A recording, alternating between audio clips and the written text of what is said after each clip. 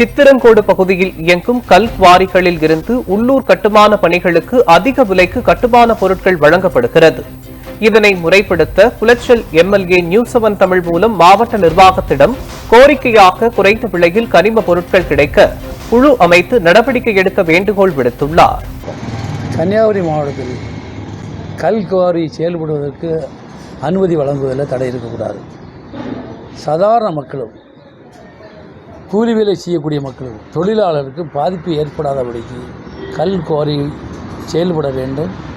விலை நிர்ணயம் செய்து மாவட்ட அளவில் ஒரு குழு அமைத்து நியாயமான விலைக்கு மக்களுக்கு பயன்படக்கூடிய வகையில் கல் குவாரி செயல்பட வேண்டும். விதிமீறல் இருந்தால் அவர்களுக்கு தக்க நடவடிக்கை எடுக்க வேண்டும்.